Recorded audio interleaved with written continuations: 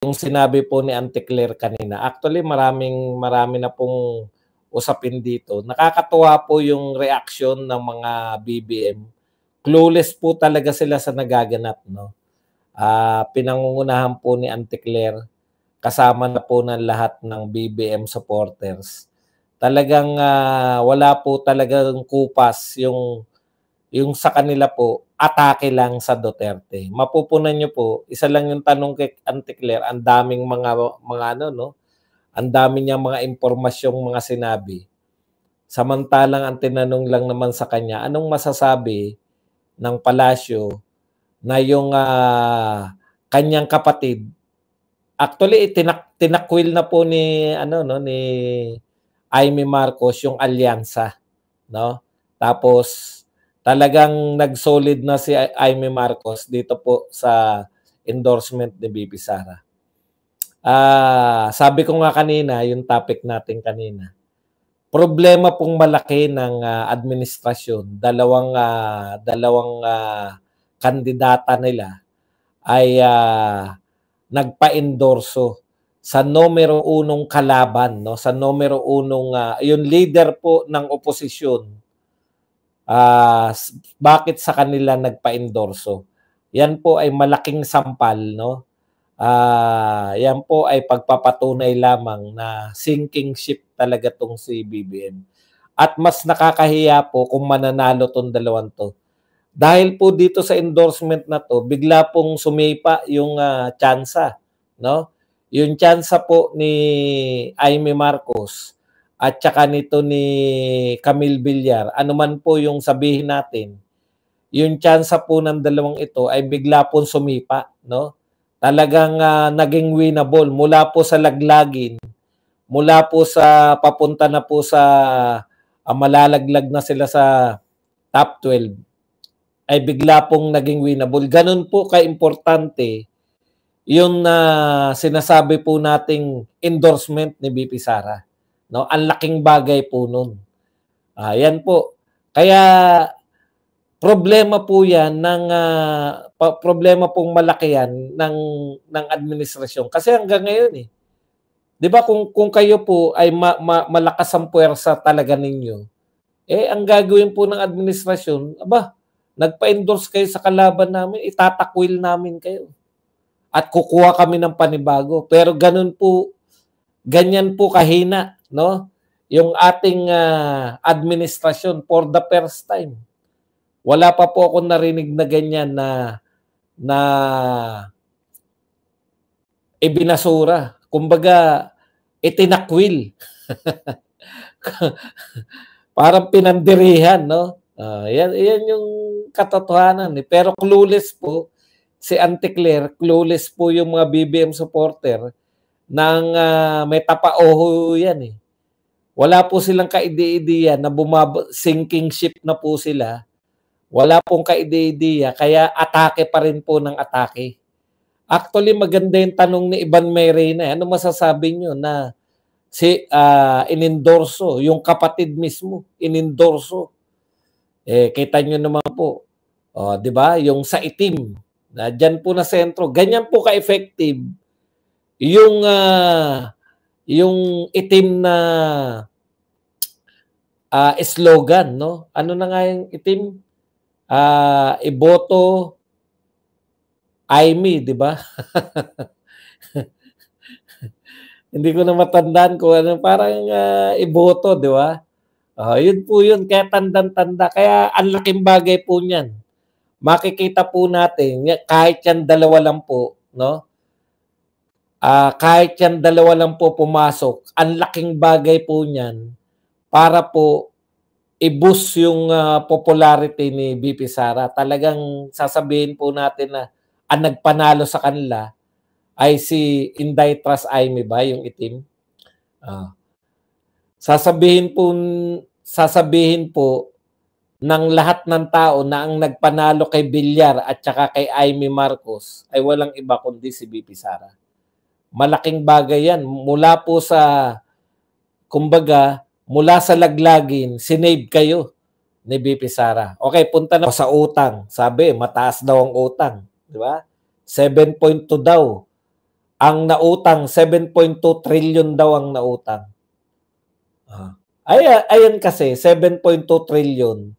Yan po, utang na po yan ng buong 6 na taon ni Digong. Alam niyo yun? Yung 6 na taon ni Digong, may pandemya po. Ngayon po, walang pandemya. Ganyan ha, tandaan nyo. Yung 6 na taon ni Digong, ang dami pong proyekto. Ngayon po, infrastructure malalaking proyektong infrastructure.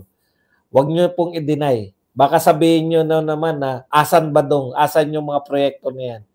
Di kung hindi nyo po makita, siguro bulag, pipi at bingi kayo. Kay Marcos, ano sabi ni Auntie Claire? Malapit na po natin maayos yung right of way. Right of way pa lang, 3 taon na, right of way pa rin. Naintindihan po nyo yung pagkakaiba? Okay. Gayahin natin yung formula. Alangan na maikumpara nyo yung nadagdag sa utang ni Marcos ng 3 taon pa lang sa nadagdag ni Duterte. Ang iniwan po ni Pinoy, eto po, 5.9 trillion. Umalis po si Pinoy, minana ni Duterte, 5.9 trillion. Si Duterte po, umalis po si Duterte, 13.4 trillion. Di parang, ganyan lang pala. Malaki pala. Opo, 7.5 trillion. Mali pa nga si Auntie Claire. Binawasan niya pa yung utang ni Duterte. 7.5 trillion po ang nadagdag na utang ni Duterte. Di mataas nga talaga ba dong? Tama si Auntie Claire. Bakit ngayon ba? Wala ba nadagdag ngayon? Ano ba mas malaki na dadagdag sa rate? Siyempre, dahil hindi pa po nakaka-6 na taon si Bongbong Marcos, magkano po yung nadagdag na utang natin mula kay Duterte hanggang ngayon March? Ito po, 16.63 na po ang utang natin as of March 2025. So, simpleng kwentahan po, nadagdagan na po tayo ngayon ng 3.23 trillion. 3.23 trillion na po ang nadagdag sa utang natin buwat nung umupo si Marcos. 2022 to 2025 March. Same na panahon, katulad ng formula nito ni Chess Escudero. Same na panahon, magkano po ang nadagdag sa utang ni Duterte? 1.9 trillion lang po. Ngayon, tanong, Auntie Claire, anong mas mataas? 1.9 trillion o 3.23? Mataas po di hamak yung 3.23. Sa rate po ng pangungutang nito ni BBM, kahit wala po tayong pandemya, mahihigitan niya po yung utang ni Duterte. Ano po pagkakaiba ng utang ni Duterte?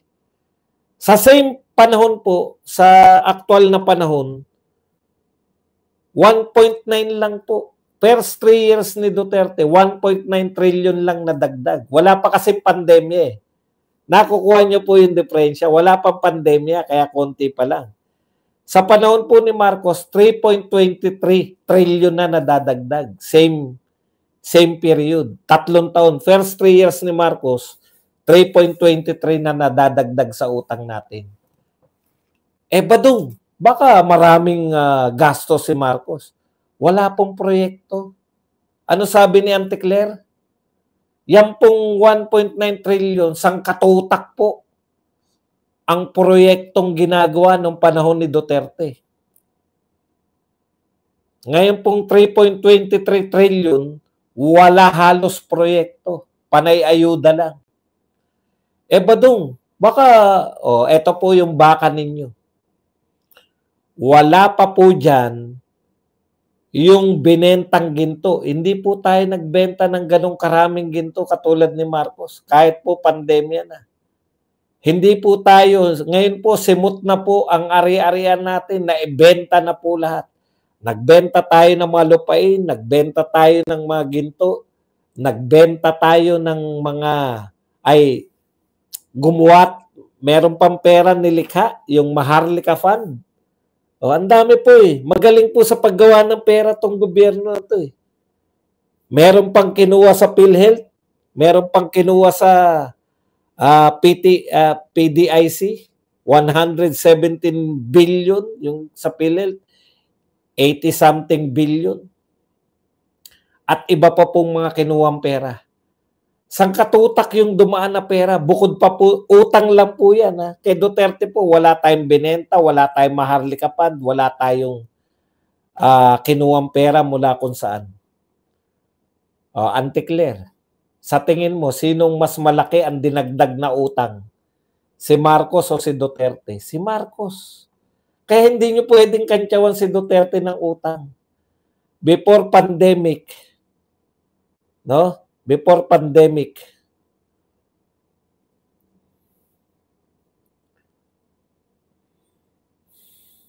konti lang halos sa mauutang natin. First 3 years, kung walang pandemic, di ang utang lang na nadagdag sana ni Marcos, ay ni Duterte, ano lang, wala pang 4 trillion. The rate ng pangungutang niya. Kaya po lumaki. Dahil may pandemic, kailangan mong buhayin eh. Di ba? Kailangan mong buhayin yung mga Pilipino. Ito pong balita na ito, dapat hindi natin pinapalagpas. Asa na ba yun? Yun pong balita na yung NBI nag-file po ng reklamo. No? Saan na ba yung nag-file na reklamo ng NBI?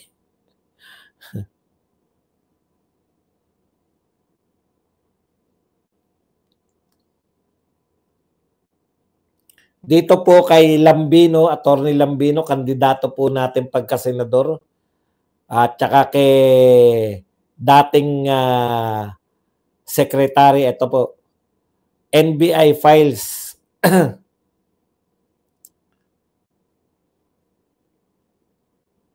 complaint versus Lambino Cardema over TRO fake news. Yan. Nireklamo po si Lambino at si Cardema dahil po sa pagpapakalat ng fake news.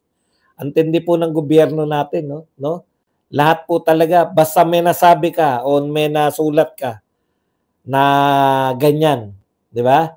Nagpapakalat ng fake news na meron daw pong TRO. Ito po, sinabi lang, sabi ni Lambino, merong ganyan, dinimanda na po ng NBI.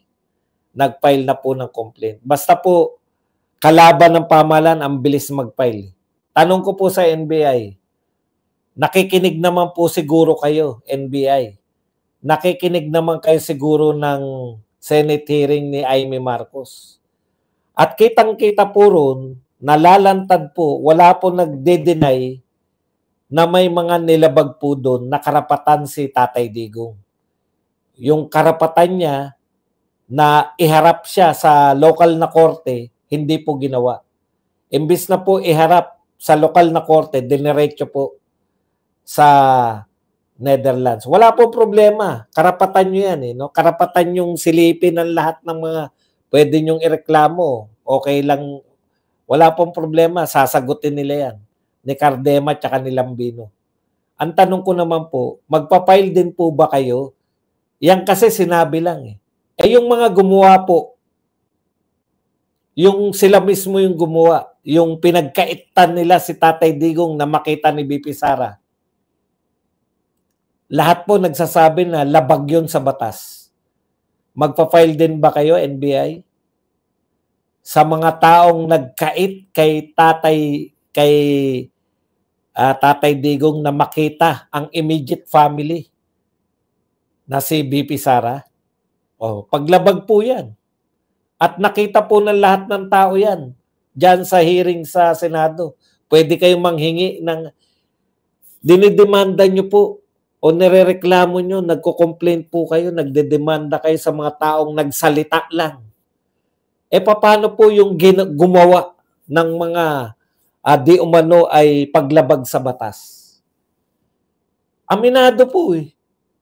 Aminado si General Torre na hindi niya pinapasok si BP Sara. Ginawa niya po yun. Mas matimbang po ba yung salita sa inyo kaysa sa ginawa?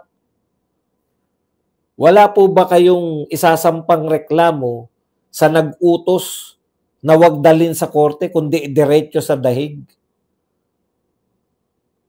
Yung pong nagdala mismo, sila Kanilaw, wala po ba kayong isasampang reklamo na imbis na dalhin sa local court, dinerecho sa ICC?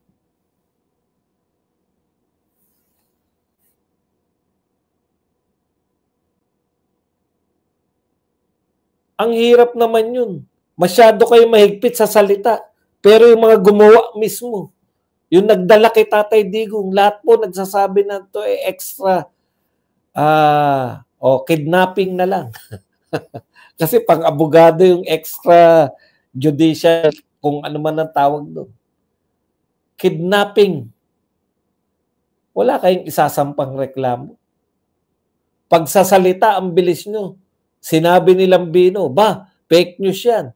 Hulihin ka. Tungkol po yan sa TRO. Tungkol po sa TRO na sinasabi na may TRO na para hindi dalhin. Rendition. Yun, ginawa po. Wala kayong isasampa. And para naman po hindi mahalata na kayo po ay hindi fair. Di ba? Tanong lang. Nagtatanong lang po. Kasi kung wala naman kami magagawa talaga eh. Alam na po ng mga Pilipino yan. Gusto ko lang pong ipakita dito sa vlog ko na mas importante sa inyo yung paglabag sa salita, sampa kagad ng reklamo, pero yung paglabag sa gawa, kaya niyong palagpasin.